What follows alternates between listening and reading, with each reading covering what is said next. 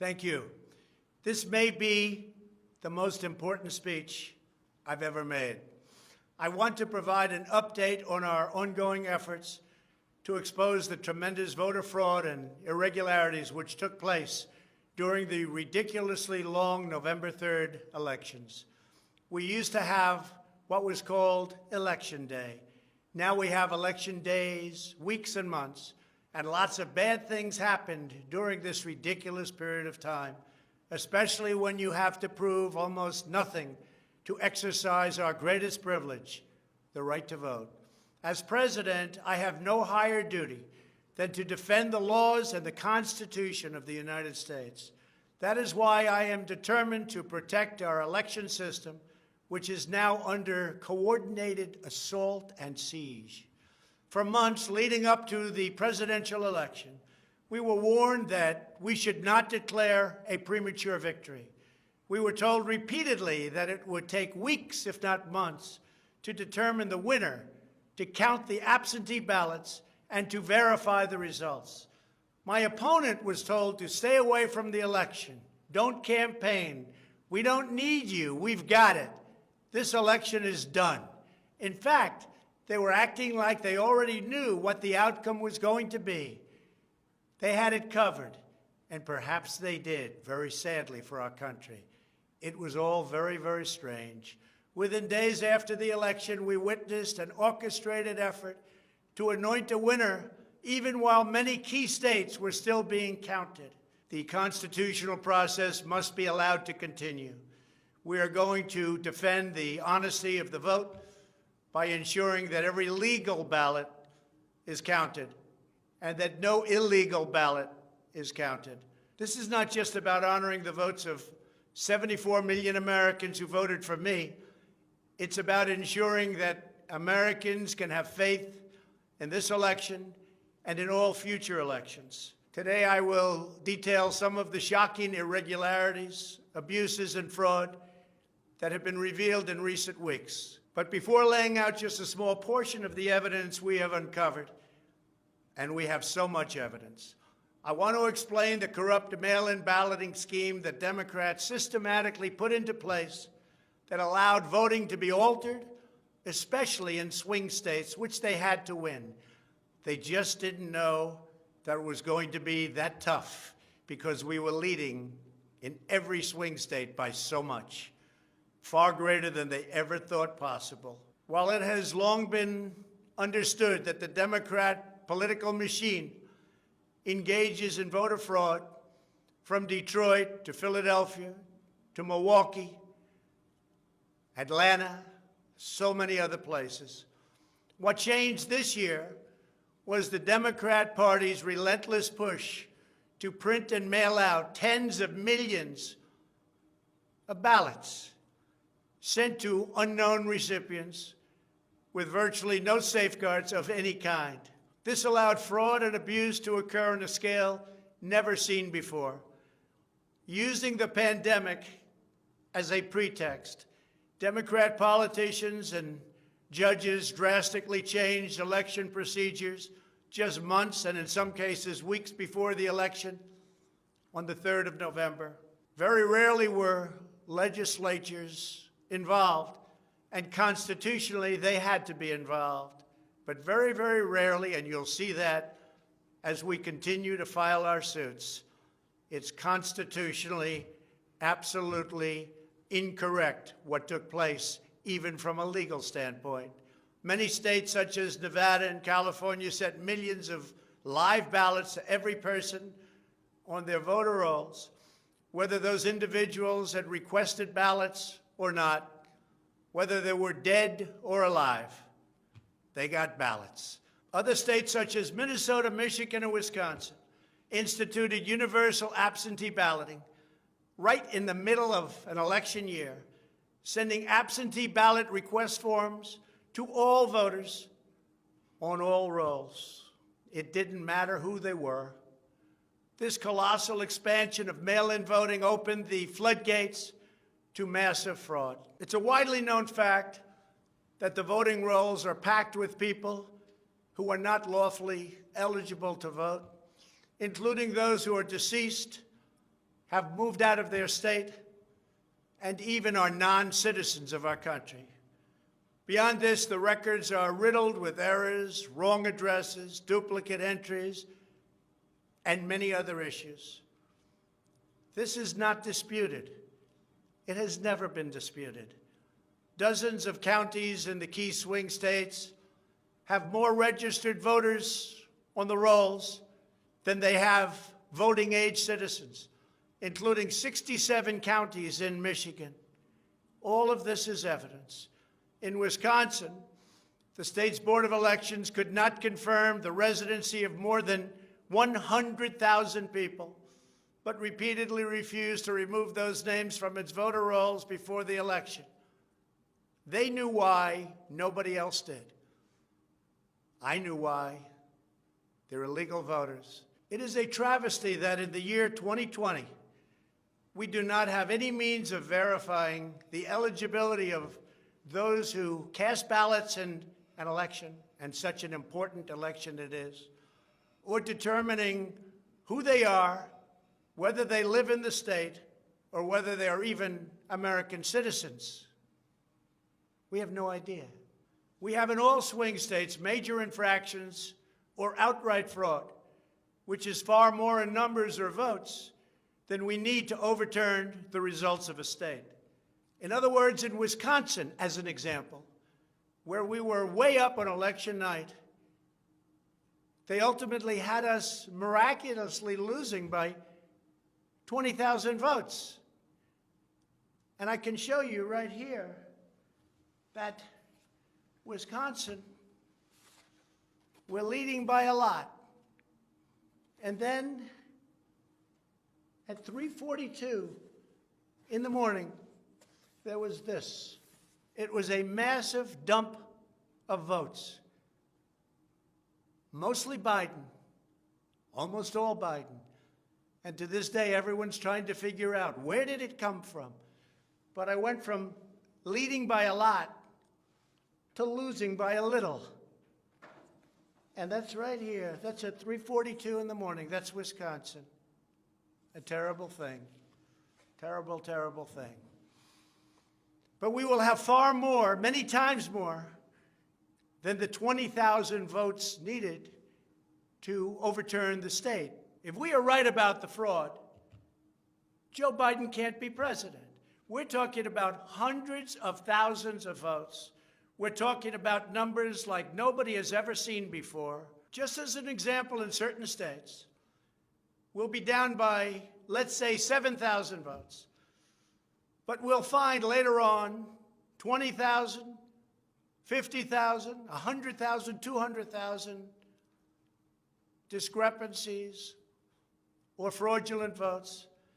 And that includes votes that went through when they were not allowed to be seen by Republican poll watchers because the poll watchers were locked out of the building. Or people that innocently came to vote on November 3rd who were all excited about their vote. They were happy. They were proud to be citizens of the United States of America. And they went up and they said, I'd like to vote. And they were told that they can't vote. I'm sorry, they were told. I'm sorry. You've already voted by mail-in ballot. Congratulations. We received a ballot, so you can no longer vote. They didn't know what to do. They had no one to complain to. Most just left and said, that's strange.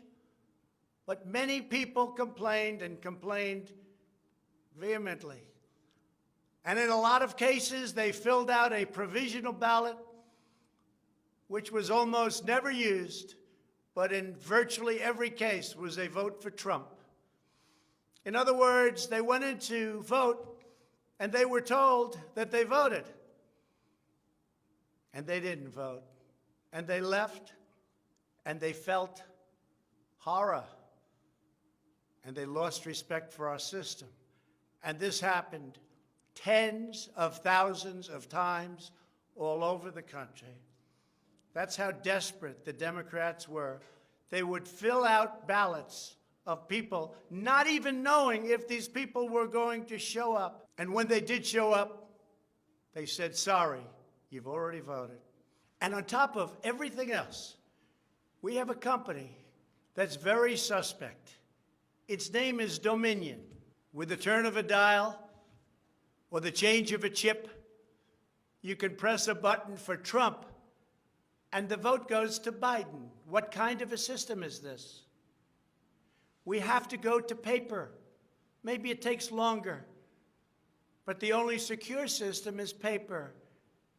Not these systems that nobody understands, including, in many cases, the people that run them, although unfortunately, I think they understand them far too well. In one Michigan county, as an example, that used Dominion systems, they found that nearly 6,000 votes had been wrongly switched from Trump to Biden.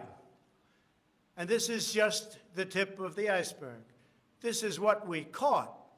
How many didn't we catch? Are there hundreds of other examples throughout the country? Are there thousands? We just got lucky, and they called it a glitch. But we found numerous glitches that evening. 96% of the company's political donations went to Democrats, not surprisingly. And frankly, when you look at who's running the company, who's in charge, who owns it, which we don't know, where are the votes counted, which we think are counted in foreign countries, not in the United States, Dominion is a disaster. Election authorities in Texas have repeatedly blocked the deployment of Dominion systems due to concerns about security vulnerabilities and the potential for errors and outright fraud. Every district that uses Dominion systems must be carefully monitored and carefully investigated, but not only for the future. Right now, we're worried about the present and what went on with an election that we won without question. Under my lead, the Republicans won almost every state house in the United States, which they weren't expected to do. We won up to 16 seats in the House. The numbers are still being tabulated because there are 9 seats that nobody really knows. They don't know. They're still, 2 weeks later, still under consideration because it's a mess. Republicans were supposed to lose many seats, and instead they won those seats in the House. And a very important election that's coming up will determine whether or not we hold the Senate. David Perdue and Kelly Loeffler are 2 tremendous people. Unfortunately, in Georgia, they're using the same horrible Dominion system. And it's already been out that hundreds of thousands, think of it, hundreds of thousands of absentee ballots have been requested. You check it out, who's requesting those ballots. The difference is it's one state, and we will have our eyes on it like nobody's ever watched anything before, because we have to win those 2 Senate seats. The tremendous success we had in the House of Representatives and the tremendous success we've had so far in the Senate, unexpected success all over the country and right here in Washington. It is statistically impossible that the person, me, that led the charge lost. The greatest pollsters, the real pollsters, not the ones that had us down 17 points in Wisconsin when we actually won, or the ones that had us down 4 or 5 points in Florida and we won by many points, or had us even and down in Texas and we won by a lot. Not those pollsters, but real pollsters, pollsters that are fair and honest, said we can't understand a thing like this. It's never happened before. You led the country to victory, and you were the only one that was lost. It's not possible. The Speaker of the House of a certain state said, sir, I expected to lose my seat. And instead, because of you and because of that incredible charge and all of those rallies, We got a tremendous victory, and everybody knows it. You were much more popular than me, sir, except I got many more votes than you did. And it's impossible that that happened. There is something wrong. I'll tell you what's wrong. Voter fraud. Here's an example. This is Michigan. At 6:31 in the morning, a vote dump of 149,772 votes came in unexpectedly. We were winning by a lot. That batch was received in horror. Nobody knows anything about it. By the way, there's your line. This is one of many. Here's what is normal. And all of a sudden, look at that. This is normal, normal. Look, even here, normal. And then boom, all of a sudden, I go from winning by a lot to losing a tight race. It's corrupt. Detroit is corrupt. I have a lot of friends in Detroit. They know it. But Detroit is totally corrupt. Look at this. Look at this. That's at 6:31 in the morning. Unexpectedly came in. In the recent recount in Georgia, which means nothing because they don't want to check signatures. And if you're not going to check signatures in Georgia, it doesn't work. But we have a Secretary of State and a governor who made it very difficult to check signatures. Why? You'll have to ask them. But without a signature match or check, it doesn't matter. They found thousands and thousands of votes that were out of whack, all against me. This was during a recount that I didn't even think mattered. They found many thousands of votes, and that recount didn't matter. The one that matters is the one that's going on now. That because of the fact it's so close, they had to, by law, give another recount. But the recount has to be a recount where they check the signatures. Otherwise, they're just checking the same dishonest thing. It won't matter. In this case, the signatures on envelopes are the only thing that is relevant. We will compare the signature on the envelope to the signatures from past elections, and we will find that many thousands of people signed these ballots illegally. The Democrats had this election rigged right from the beginning. They used the pandemic, sometimes referred to as the China virus, where it originated, as an excuse to mail out tens of millions of ballots, which ultimately led to a big part of the fraud, a fraud that the whole world is watching. And there is no one happier right now than China. Many people received 2, 3, and 4 ballots. They were sent to dead people by the thousands. In fact, dead people, and we have many examples, filled out ballots, made applications, and then voted, which is even worse. In other words, dead people went through a process. Some have been dead for 25 years. Millions of votes were cast illegally in the swing states alone. And if that's the case, the results of the individual swing states must be overturned, and overturned immediately.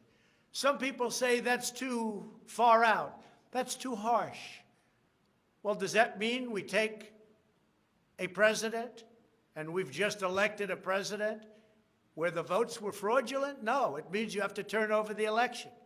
And everybody knows, without going much further, and they've seen the evidence, but they don't want to talk about it, what a disaster this election was. A total catastrophe. But we're going to show it, and hopefully the courts, in particular, the Supreme Court of the United States, will see it. And respectfully, hopefully they will do what's right for our country. Because our country cannot live with this kind of an election. We could say, let's go on to the next one. But no, we have to look also at our past. We can't let this happen. Maybe you'll have a revote, but I don't think that's appropriate. When those votes are corrupt, when they're irregular, when they get caught, They're terminated, and I very easily win. In all states, I very easily win these swing states, just like I won them at 10 o'clock in the evening of the election. So we're not looking to show you 25 faulty or fraudulent votes, which don't mean anything because it doesn't overturn the state, or 50 or 100.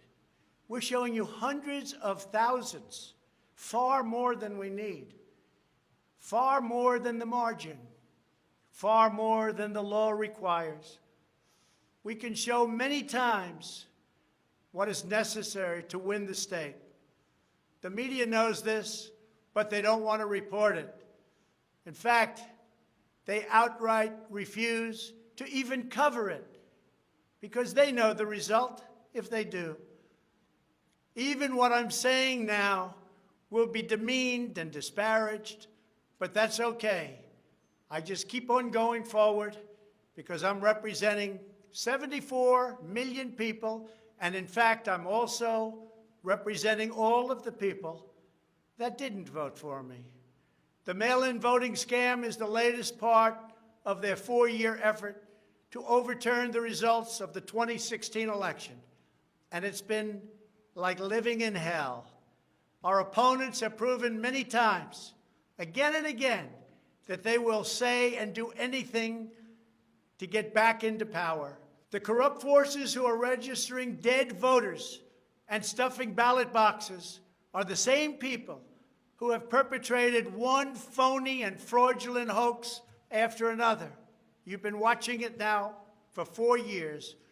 These entrenched interests oppose our movement because we put America first. They don't put America first. And we're returning power to you, the American people. They don't want America first. They only want power for themselves. They want to make money.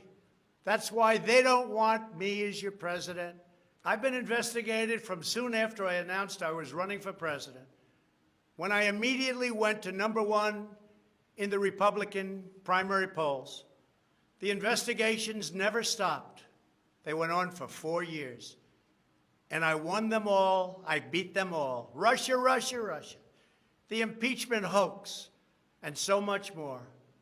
Robert Mueller spent $48 million of taxpayer money investigating me for 2.5 years, issued over 2,800 subpoenas, executed nearly 500 search warrants, issued 230 orders for communications records, and conducted 500 witness interviews, all looking to take me down.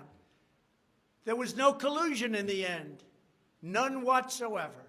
Senator Marco Rubio, the head of the Senate Intelligence Committee, stated the committee found no evidence that then-candidate Donald Trump or his campaign colluded with the Russian government. And I thank Senator Rubio for that statement. Now I hear that these same people that failed to get me in Washington have sent every piece of information to New York so that they can try to get me there. It's all been gone over and over again. For $48 million, you go through tax returns, you go through everything. The New York Attorney General, who recently ran for office, campaigned without knowing me, stating, "We will join with law enforcement and other attorneys general across this nation in removing this president from office." I never met her. It's important that everybody understand, she said, that the days of Donald Trump are coming to an end. And all it's been is a big investigation in Washington and New York and any place else that can investigate, because that's what they want to do. They want to take not me, but us down. And we can never let them do that. Everything's been looked at. A friend of mine who's very smart said, "You've probably seen more than anybody else. You've probably been investigated more than anybody else. And for you to come out with a clean bill of health makes you probably the cleanest person in this country." Some people in this administration, but fortunately not all, have been beaten down and disparaged. They just disappeared. Nobody knows what happened to them. Why aren't they active? Why aren't they involved? There's so much to be involved in. The corruption is so rampant. They just couldn't take it anymore. They were threatened by Democrats with impeachment, and horrible things were said about them, and they're good people. Even recently, the head of the GSA was hounded and harassed, as she reported, like she has never been before. What can I say? We caught Comey cold. We caught McCabe cold. We caught them all. We're still waiting for a report from a man named Durham, who I have never spoken to and I have never met. They can go after me before the election as much as they want. But unfortunately, Mr. Durham didn't want to go after these people or have anything to do with going after them before the election.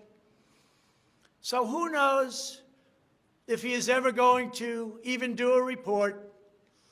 But if you look at the lies and the leaks and the illegal acts and behavior done by so many people in their desire to hurt the President of the United States, something should happen.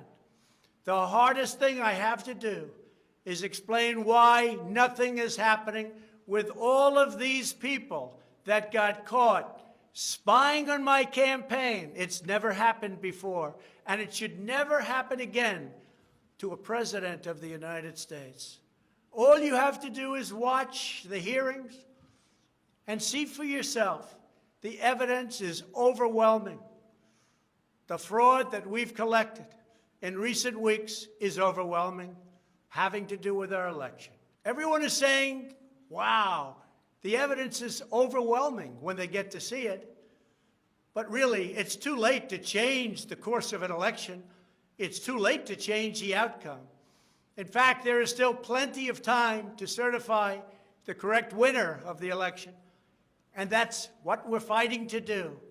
But no matter when it happens, when they see fraud, when they see false votes, and when those votes number far more than is necessary, you can't let another person steal that election from you. All over the country, people are together in holding up signs, "Stop the Steal."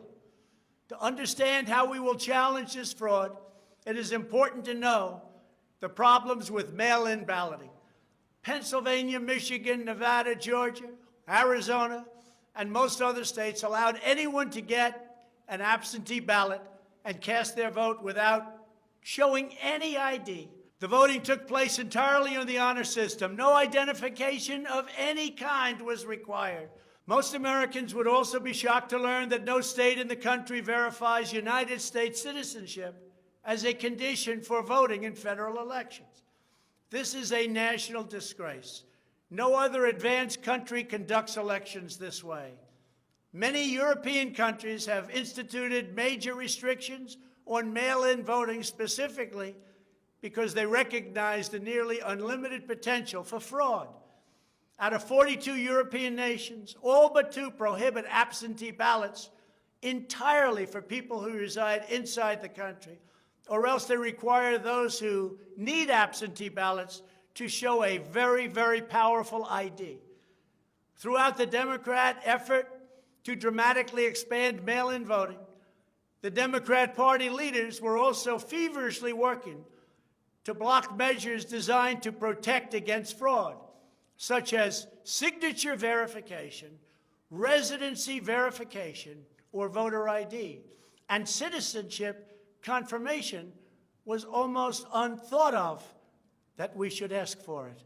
Can you believe this? These are not the actions of people who want fair elections. These are the actions of people who want to steal elections, who are willing to create fraud. The only conceivable reason why you would block common sense measures to verify legal eligibility for voting is you are trying to encourage, enable, solicit, or carry out fraud. It is important for Americans to understand that these destructive changes to our election laws were not a necessary response to the pandemic. The pandemic simply gave the Democrats an excuse to do what they have been trying to do for many, many years. In fact, the very first bill that House Democrats introduced when Nancy Pelosi became Speaker was an attempt to mandate universal mail-in voting and eliminate measures such as voter ID, which is so necessary. Dramatically eroding the integrity of our elections was the Democrats' #1 priority for a simple reason. They wanted to steal the 2020 presidential election. All of the Democrat efforts to expand mail-in balloting laid the groundwork for the systematic and pervasive fraud that occurred in this election. In Pennsylvania, large amounts of mail-in and absentee ballots were processed illegally and in secret in Philadelphia and Allegheny counties without our observers present. They were not allowed to be present. In fact, they weren't even allowed in the same room. They were thrown out of the building, and they looked from outside in, but they had no way of even seeing because there were no windows, and the windows that were there were boarded up. Democrats even went to the Pennsylvania Supreme Court to block observers from receiving access. There is only one possible reason that the corrupt Democrat political machine would oppose transparency during the vote counting. It's because they know they are hiding illegal activity. It's very simple. This is an egregious, inexcusable, and irreversible harm that stains the entire election. Yet this unprecedented practice of excluding our observers, our vote watchers, as some people call them, occurred in Democrat-run cities and key states all across the nation. Here are just some of the additional facts that we've uncovered. Many voters all across Pennsylvania received 2 ballots in the mail, and many others received mail-in ballots for which they never applied. So many got ballots, they didn't even know what they were for. And again, so many received more than 1 ballot, in some cases more than 2 ballots. And they happened to be, for the most part, Democrats. In Fayette County, Pennsylvania, multiple voters received ballots that were already filled out. They didn't know what happened. In Montgomery County, Pennsylvania, a poll watcher overheard unregistered voters being told to return later to try to vote under a different name. Tens of thousands of voters across Pennsylvania were treated differently based on whether they were Republicans or Democrats. Voters who submitted flawed ballots in some Democrat precincts were notified and asked to fix their ballots, while Republican precincts, and in particular Republican voters, were not so notified, which plainly violates the Equal Protection Clause of the United States Constitution. If you are a Democrat, we're going to fix up your ballot, make sure it's perfect. If you are a Republican, don't even talk about it. In Michigan, a career employee of the city of Detroit witnessed city workers coaching voters to vote straight Democrat while accompanying them to watch who they were voting for, violating the law and the sanctity of the secret ballot. You can't do that. The same worker says she was instructed not to ask for any ID and not to attempt to validate any signatures. She was also told to illegally backdate ballots, many, many ballots, received after the deadline. This is something that is so unconstitutional. And she estimates that thousands and thousands of ballots were improperly backdated by her and many others. Other witnesses in Detroit also saw election officials counting batches of the same ballots many times, as well as illegally duplicating ballots. One observer testified to seeing boxes and boxes of ballots, all bearing the same signature. Another observer in Detroit gave sworn testimony that he saw countless invalid ballots that did not belong to properly registered voters, and then witnessed election workers in Wayne County entering fake birth dates into the system in order to illegally count them. Witnesses have signed sworn affidavits. In other words, you go to jail if you lie, testifying that after election officials announced the last absentee votes had been received, a batch of tens of thousands of ballots arrived, many without envelopes, all voting for Democrats. In Wisconsin, a record number of voters were categorized as indefinitely confined, a status reserved for severely disabled individuals, also for the elderly, that allow them to vote without showing ID. Last year, approximately 70,000 people claimed this status statewide. This year, the number miraculously was nearly 250,000 voters after election officials in Milwaukee and Dane counties, a couple of the most corrupt political places in our country, urged citizens to improperly register under this status. And register they did in levels that don't exist. In Wisconsin, there are approximately 70,000 absentee ballots that do not have matching ballot applications as required by law. In Georgia, 9 observers have testified to seeing countless irregular ballots without the creases or typical markings indicating that the ballots did not arrive in envelopes as required. A poll watcher in Fulton County estimated that approximately 98% of the large number of unusually pristine ballots that she witnessed were for Biden, a highly unusual number. In addition, thousands of uncounted ballots were discovered in Floyd, Fayette, and Walton counties weeks after the election, and these ballots were mostly from Trump voters. They weren't counted. They were from Trump voters. In Detroit, everybody saw the tremendous conflict and the horrible way that the 2 Republican canvassers were treated, so horribly, because they wouldn't vote when they saw that 71% of the precincts didn't balance. And also, there were more votes than there were voters. Think of that. You had more votes than you had voters. That's an easy one to figure. And it's by the thousands. In Arizona, in-person voters whose ballots produced error messages from tabulation machines were told to press a button that resulted in their votes not being counted. Also in Arizona, the Attorney General announced that mail-in ballots had been stolen from mailboxes and hidden under a rock. In Clark County, Nevada, where most of the state's voters reside, the standards for matching a signature using the signature verification machine were intentionally lowered to allow large numbers of ballots to be counted that otherwise would never have passed muster. This machine was set at the lowest level.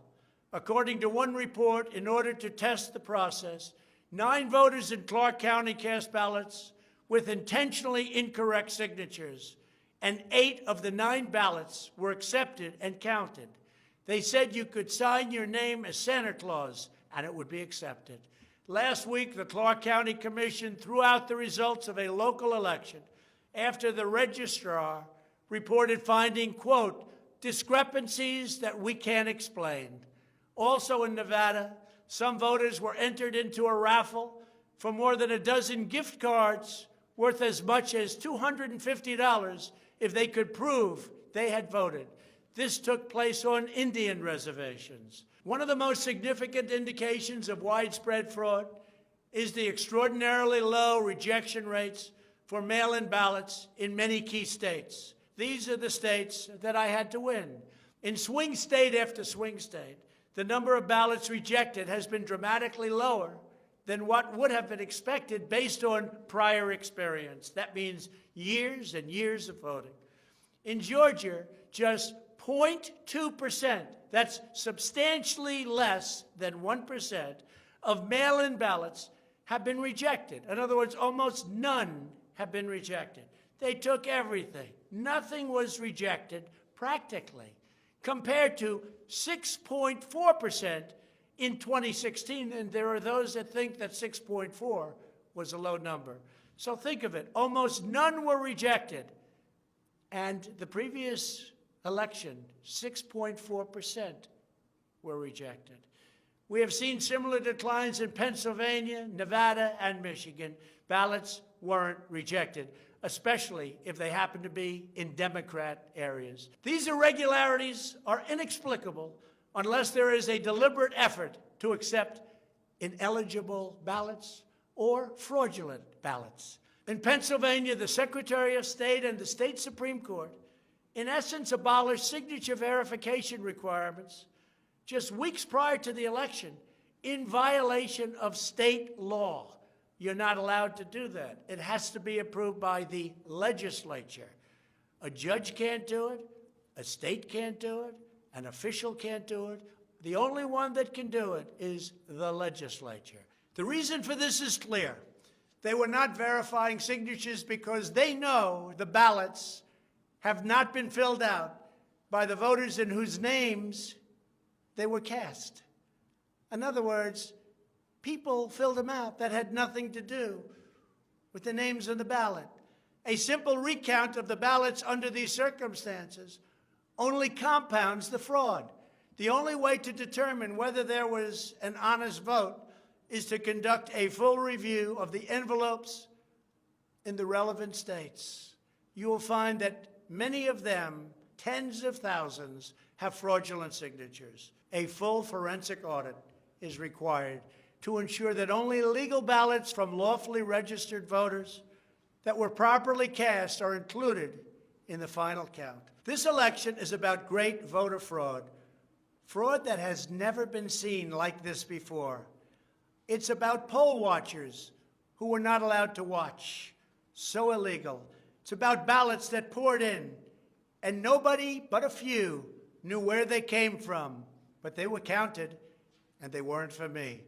It's about big leads on election night, tremendous leads, leads where I was being congratulated for a decisive, easy victory, and all of a sudden, by morning or a couple of days later, those leads rapidly evaporated. It's about numbers of ballots that were sent that nobody knew where they came from. It's about machinery that was defective, machinery that was stopped during certain parts of the evening, miraculously to open with more votes. It was about many other things, but above all, it was about fraud. This election was rigged. Everybody knows it. I don't mind if I lose an election, but I want to lose an election fair and square.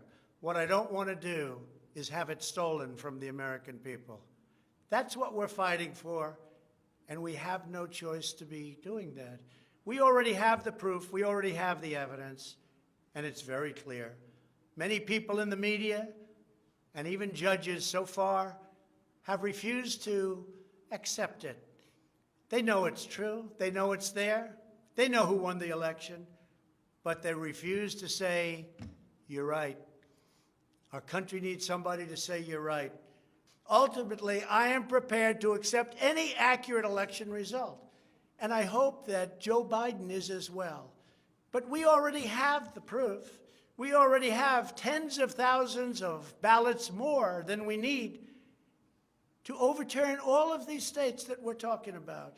This is an election for the highest office in the greatest country in the history of the world. Every reasonable American should be able to agree, based on what we have already documented, that we need a systematic analysis of the mail-in ballots to review the envelopes. It's about the signature, and if they're on the envelopes, we can only review the envelopes, and that will tell us everything. This is the absolute minimum we should expect. This is not just about my campaign, although it has a lot to do with who's going to be your next president. This is about restoring faith and confidence in American elections. This is about our democracy and the sacred rights that generations of Americans have fought, bled, and died to secure. Nothing is more urgent or more important. The only ballots that should count in this election are those cast by eligible voters who are citizens of our country, residents of the states in which they voted, and who cast their ballots in a lawful manner before the legal deadline. Moreover, we must never again have an election in which there is not a reliable and transparent system to verify the eligibility, identity, and residency of every single person who casts a ballot, a very, very cherished ballot. Many very smart people have congratulated me on all we've done. The biggest tax cuts in history, regulation cuts, the biggest in history. We rebuilt our military. We took care of our vets like never before. Space Force, and so much more. But then they went on to say, as big and as important as these events were, the single greatest achievement in your presidency will be exactly what you're doing right now, voter integrity for our nation. It's more important than any of the things that we discussed. If we don't root out the fraud, the tremendous and horrible fraud that's taken place in our 2020 election, we don't have a country anymore. So with the resolve and support of the American people, we will restore honesty and integrity to our elections, and we will restore trust in our system of government. Thank you, God bless you, and God bless America.